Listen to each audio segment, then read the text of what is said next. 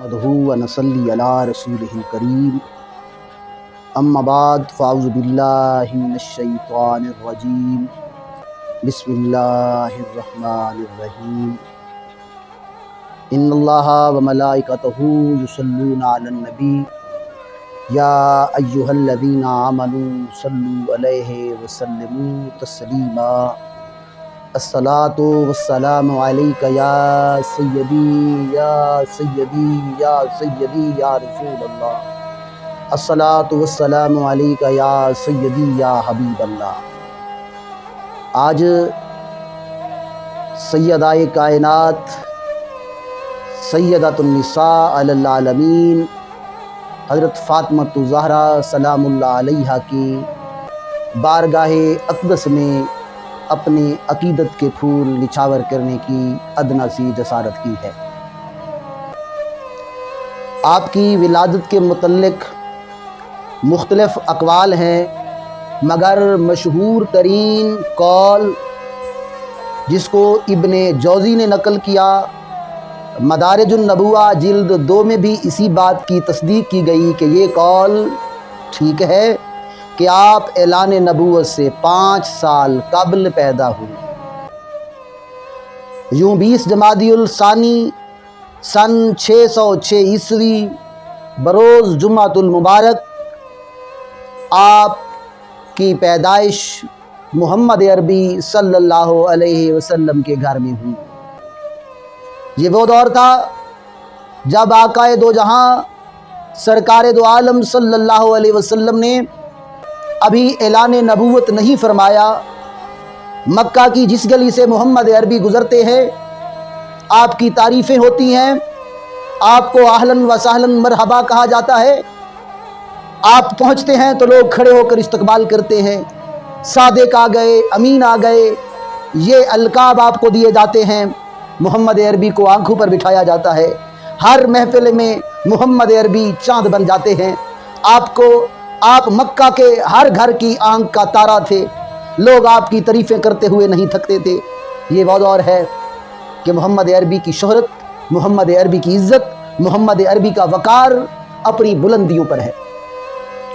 اور پھر اس گھر میں مکہ کی سب سے رئیس عورت حضرت خدیجۃ الکبریٰ ام المومنین کی شہرت، ان کی عزت، ان کی عظمت سے مکہ کا ہر گھر جانتا ہے اور ان کی عزت، شہرت اور عظمت کے ڈنکے بجتے ہیں۔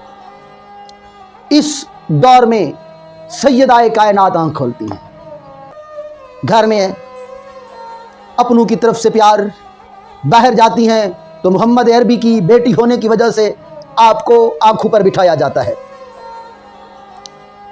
611 عیسوی آتا ہے، محمد عربی صلی اللہ علیہ وسلم اعلان نبوت کرتے ہیں۔ لوگوں سن لو، میں نے 40 سال آپ میں گزارے، میرا اٹھنا آپ کے ساتھ، میرا بیٹھنا آپ کے ساتھ، میرا چلنا پھرنا، ہر کاروبار کرنا آپ کے ساتھ۔ لوگوں آپ نے مجھے کیسے پایا؟ لوگوں نے بیک زبان ہو کر کہا آپ صادق ہیں، آپ امین ہیں، آپ اچھوں کی اولاد ہیں اور آپ اچھے ہیں۔ آپ نے کبھی جھوٹ نہیں بولا۔ محمد عربی نے کہا اگر میں نے آج تک جھوٹ نہیں بولا تو آج بھی میں جھوٹ نہیں بولوں گا۔ سن لو، یہ لات، منات، عزا جھوٹے ہیں اور خدائے لم جزل، خدائے واحد، قل هو اللہ احد، اللہ ایک ہے، اسی کی پرستش کرو، اسی کی بندگی کرو، اسی کے آگے جھکو۔ یہ اعلان ہوتا ہے، معاشرہ یکدم تبدیل ہوتا ہے۔ وہ جو آپ کو آنکھوں پر بٹھاتے تھے، آپ کی عظمت کے ڈنکے بجاتے تھے، انہوں نے یکدم آپ کو اس عزت کے مقام سے گرا دیا۔ لوگوں نے اپنی نظریں بدل لی۔ محمد عربی صلی اللہ علیہ وسلم جس گلی سے پہلے گزرتے تھے وہاں نعرے بلند ہوتے، صادق آ گئے، امین آ گئے۔ اب محمد عربی آتے ہیں، آواز اٹھتا ہے جادوگر آ گیا، بچ کے رہنا، جادوگر آ گیا۔ محمد عربی کے دل پر گزرتی ہے، وہ قابل بیان نہیں۔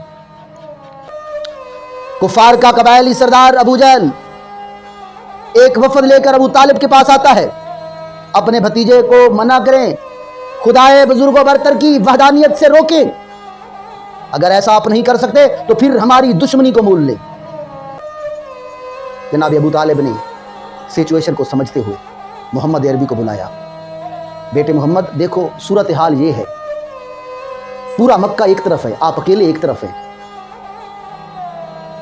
نازک حالات ہیں، سمجھو کچھ، ان کی بات کو مان جاؤ۔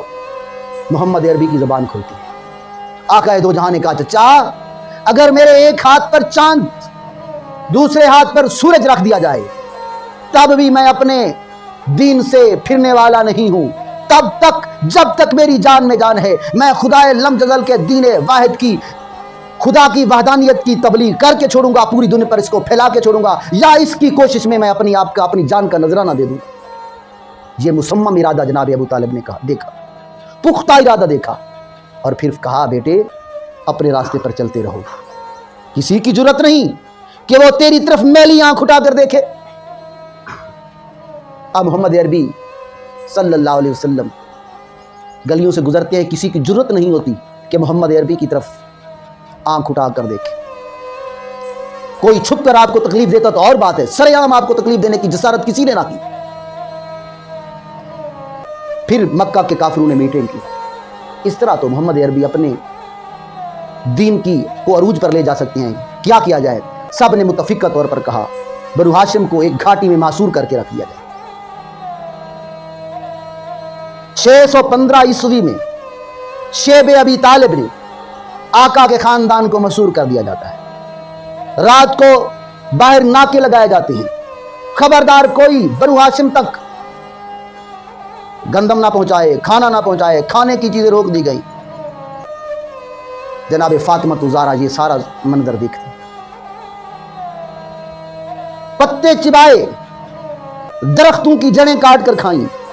9 سالہ فاطمہ پوچھتی اماں انہوں نے ہمارا کھانا بند کیوں کر دیا ہے؟ جناب خدیجہ الکبریٰ جواب دیتی بیٹا تمہارے ابا نے دین حق کی بات کی ہے، ان کو یہ بات اچھی نہیں لگی، تمہارے ابا ان کو جہنم سے بچانا چاہتے ہیں، یہ جہنم کے گڑھے میں جانا چاہتے ہیں اور وہ ان کو جنت لے جانا چاہتے ہیں، بس یہ جھگڑا ہے۔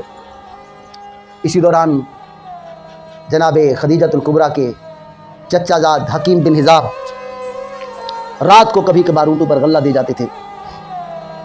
ایک بار ابو جہل نے وہ اونٹ پکڑ لیے، سارے قریشی آ گئے، انہوں نے اونٹ اپنے پاس لے گئے، اور پھر دوسرے دن ان سب نے شرمساری سمجھی، اور پھر جناب عبد المطلب چلتے ہوئے گئے اور کہا مکہ والو میرا بھتیجا آپ کے پاس ابھی آیا نہیں، وہ معصور ہے، باہر آیا نہیں، کعبے میں گیا نہیں، لیکن انہوں نے کہا ہے وہ جو آپ نے معاہدہ لکھ کر کعبے میں لٹکا رکھا ہے اس کو تو دیمک چاٹ گئی ہے، جا کر دیکھو، اگر دیمک چاٹ گئی ہے تو پھر ہمارا جینا دو بھر نہ کرو، ہمیں شیب ابی طالب سے باہر آنے دو۔ جا کر دیکھا گیا تو واقعی اس کو دیمک نے چاٹ کھایا تھا۔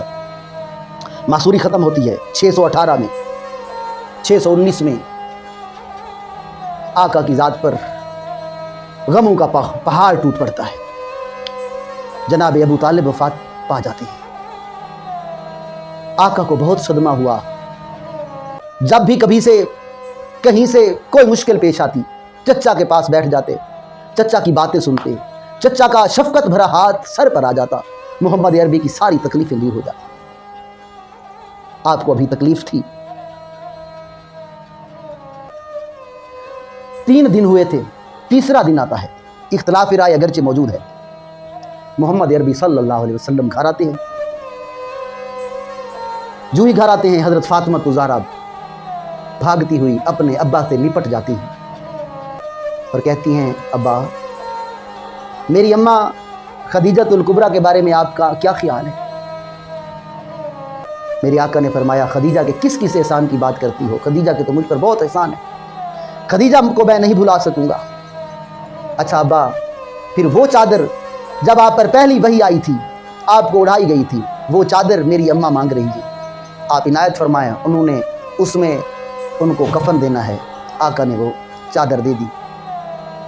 پھر جناب خدیجہ الکبریٰ نے کہا ہے میرے سر کے تاج، زندگی آپ کے ساتھ گزاری، آپ پر جتنی مشکلات آئیں میں آپ کے ساتھ رہی، کوشش کی آپ کو کوئی تکلیف نہ ہو، میرے سر کے تاج محمد صلی اللہ علیہ وسلم، میرے آقا، میرے رسول، میرے نبی، میرے شوہر، میرے سر کا تاج، میں نے پوری کوشش کی ہے آپ کو ہر حال میں خوش رکھوں، لیکن بشری تقاضا ہے، غلطیاں ہو جاتی ہیں، اگر بھول کر کوئی غلطی ہو گئی ہو تو مجھے معاف کر دینا۔ محمد عربی نے فرمایا خدیجہ تیرے مجھ پر بہت احسان ہے، تو تو غلطی کی بات کر رہی ہے، تو نے تو محمد عربی کے دین پر احسان کر دیے، اور میں دیکھ رہا ہوں جنت میں تیرا موتیوں سے بنا ہوا محل تیار ہو چکا ہے۔ پھر دوسری بات ام المومنین حضرت خدیجہ نے کی، اے میرے سر کے تاج، میں اپنی تینوں بیٹیوں کی شادی کر چکی ہوں، یہ فاطمہ ابھی چھوٹی ہے، دیکھنا میرے آقا اسے تکلیف نہ پہنچے، یہ میری بہت پیاری بیٹی ہے، میں نے اسے بڑے ناز نخروں سے پالا ہے، بڑی محبتوں سے پالا ہے۔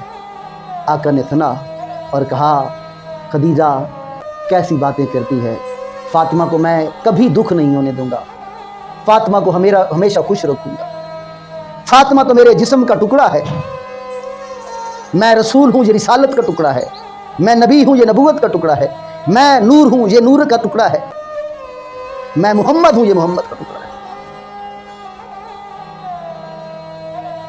میں اسے ہمیشہ خوش رکھوں گا۔ اس کے ساتھ ہی جناب خدیجۃ الکبریٰ نے اپنی روح مالک کے حضور پیش کر دی۔ جناب فاطمہ الزہرا کو جب پتہ چلتا ہے اماں فوت ہو گئی ہیں، اماں کے جسد اقدس سے لپٹ کر رو رہی ہیں، اماں مجھے کس کے سہارے پر چھوڑ کر جا رہی ہے، اماں مجھے اس عمر میں چھوڑ کر جا رہی ہے۔ محمد عربی نے بیٹی کو اپنے گلے سے لگایا اور دلاسا دیا۔ حضرت فاطمہ بنت اسد آپ کی پرورش کرنے لگی، اور مشکل حالات سیدہ کائنات نے دیکھے۔ ابھی تک لوگوں کی زبانیں بھی خاموش تھیں، لوگوں کے ہاتھوں سے بھی محمد عربی محفوظ تھے۔ اب رفیق اور شفیق چچا جناب ابو طالب کی وفات ہو جاتی ہے، بنو ہاشم کا سردار ابو لہب کو بنایا جاتا ہے، اس نے تو حد کر دی، سرعام محمد عربی کو تکالیف کا سلسلہ شروع کر دیا۔ ابو لہب اور عقبہ بن ابی معیط کے کہنے پر آپ باہر نکلتے ہیں، ایک شخص آتا ہے آپ کے سر میں خاک ڈال دیتا ہے، آپ گھر آتے ہیں، فاطمہ الزہرا بابا کی زلفوں کی واللیل کی زلفوں کو دھو رہی ہیں، رو رہی ہیں، کہہ رہی ہیں ابا آپ کا کیا قصور ہے۔ گھر میں ابو لہب کے گنڈے آ کر گھر کے برتنوں کو پلید کر دیتے ہیں، گھر میں کبھی ہنڈیا پکی ہوتی وہ آ کر اس کو انڈیل دیتے، اوندھا کر دیتے۔ محمد عربی کعبے میں گئے، سجدہ کیا، ابو جہل نے کسی کو بھیجا فلاں جگہ پر اونٹ ذبح ہوا ہے، جا کر اوچھڑی لے آؤ، وزنی اوچھڑی، محمد عربی سجدے میں ہیں، آ کر آپ کے کندھوں پر رکھ دی، آپ پڑھ رہے ہیں سبحان ربی الاعلی، سبحان ربی الاعلی، تکلیف سے آپ کا سر نہیں اٹھایا جا سکتا۔ سیدہ کائنات بچی ہیں، انہیں پتہ ہوتا ہے، بھاگتی ہوئی آتی ہیں، بڑی مشکل سے اس اوچھڑی کو ہٹاتی ہیں، باپ کا دامن پکڑ دیا، ابا گھر چلو، ابا گھر چلو، محمد عربی گھر جاتے ہیں، فاطمہ الزہرا کی آنکھوں سے آنسو کی لڑیاں رواں ہیں۔ باپ کی صورتحال دیکھ کر سیدہ کائنات بہت دلگیر ہوتی ہیں، بہت غمگین ہوتی ہیں، ابا آپ کا قصور کیا ہے، ابا آپ باہر نہ جایا کریں، آپ بس میرے پاس بیٹھے رہا۔ نہیں بیٹا، مجھے اللہ کا پیغام پہنچانا ہے، مجھے ان تک جانا ہے۔ باہر جاتے ہیں، پتھر لگتے ہیں، گلی سے گزرتے ہیں، کوڑا کرکٹ ڈالا جاتا ہے، راستے پر چلتے ہیں، کانٹے بچھائے جاتے ہیں۔ یہ سارے حالات سیدہ کائنات اپنے دل پر برداشت کر رہی ہیں۔ ابتدا سے آپ کو صبر کی عادت دی جا رہی ہے۔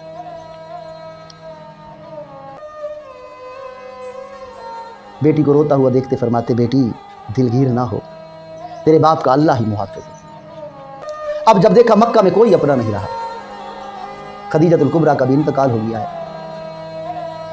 شفیق چچا عبد المطلب ابو طالب بھی گزر چکے ہیں، مکے میں کوئی اپنا نہیں ہے، مکہ چھوڑا طائف کی طرف چلے، وہاں کے سرداروں نے آپ کے مذاق اڑائے، اچھا تو اللہ کو نبی بنانے کے لیے صرف آپ نظر آتے تھے اور کوئی نہیں رہ گیا تھا. استغفراللہ. حتیٰ کمیز رویہ دیکھا کر دیکھا جہاں پر بھی کوئی بات سننے والا نہیں, واپس پلٹے, انہوں نے اپنے گھنڈے پیچھے لگا دیے, آپ پر پتھر برسائے گئے, سر زخمی ہوا, ماتھا زخمی ہوا, جسم کا انگ انگ زخمی ہوا, نالین مقدس خون سے بھر گئے. گر پڑتے ہیں, گنڈے آ کر پھر کھڑا کر دیتے, پھر پتھر مارتے ہیں. ٹخنوں کو, پاؤں کے ٹخنوں کو نشانہ بنایا جاتا ہے. بہت تکلیف بھی ہیں آپ. دشمن کے باغ میں جناب زید آپ کو لے جاتے ہیں, وہاں پر آپ جب دشمن نے آپ کی کنڈیشن دیکھی, اس سے بھی رہا نہیں گیا. اس نے اپنے نوکر سے کہا یہ انگور کے گچھے لے جاؤ, وہ جو سامنے بیٹھا ہے زخمی, اس کو دے کر اس کو کہنا خدا کے واسطے یہ منظور کر لینا.